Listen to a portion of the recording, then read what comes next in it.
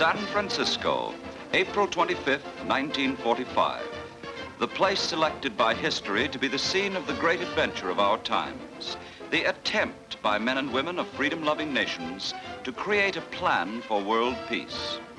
This conference of the United Nations was conceived by the late Franklin Delano Roosevelt, one of the leading architects for a world security organization that could put an end to all wars on this earth. So to this city on the shores of the ocean named for peace came 1,300 representatives of the 46 United Nations, delegates from nations large and small, and from many countries devastated by war.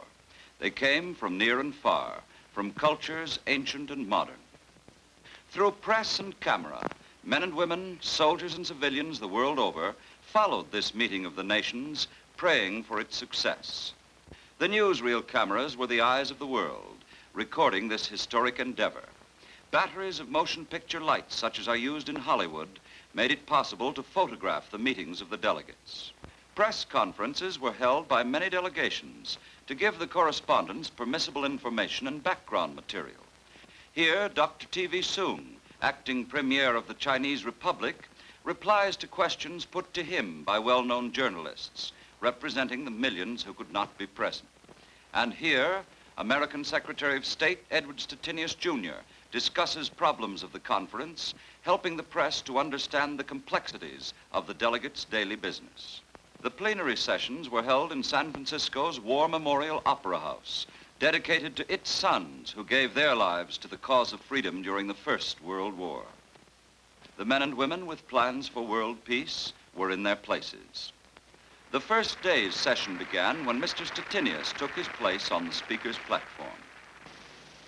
The Conference of the United Nations on International Organization is now convened. From the distant White House, the voice of Harry S Truman. The President of the United States.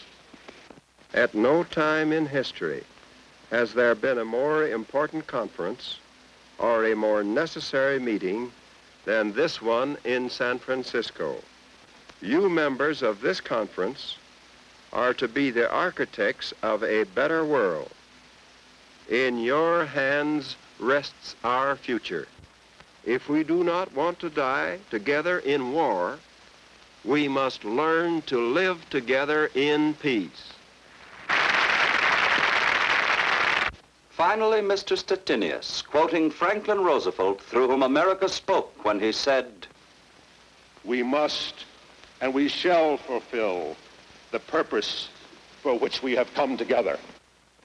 The four countries calling the conference, the United States, Great Britain, Russia, and China, through their spokesmen, pledged the support of their respective nations to the creation of a plan for lasting peace. Acting Premier Dr. T.V. Soong of China.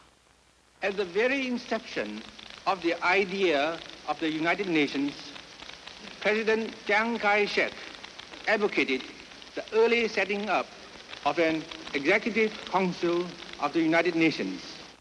Today, victory is the result of the cumulative efforts of collective security in action. Germany and Japan are to be kept powerless to do harm. The United States and the Soviet Union are now among the chief artisans of the new international order. Foreign Commissar V.M. Molotov of the Soviet Union.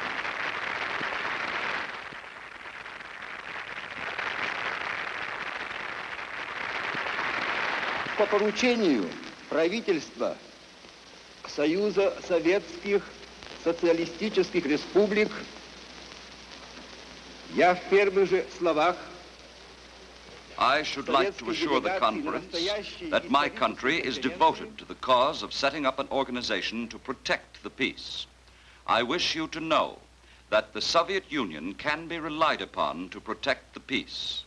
Our peaceful nation, the Red Army, and our great Marshal Stalin are inflexibly supporting this great cause. This organization must have the necessary means for the military protection of the security of nations.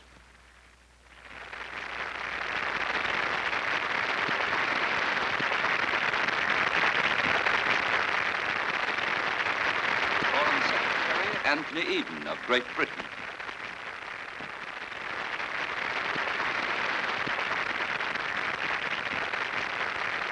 No exaggeration to say that the work which we are starting on here in this meeting may be the world's last chance.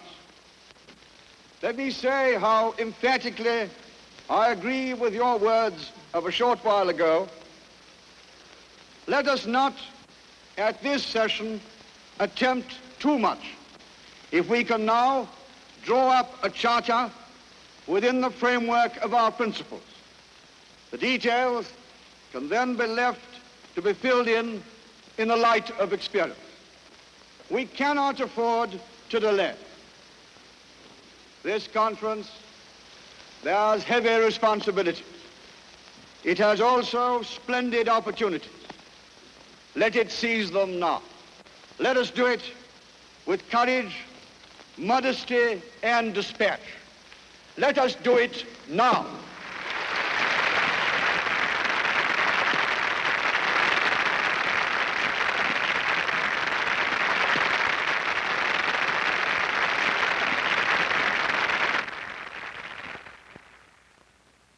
These men of many minds, eager to be of one mind, now turn their faces toward one of the greatest missions ever undertaken by mankind.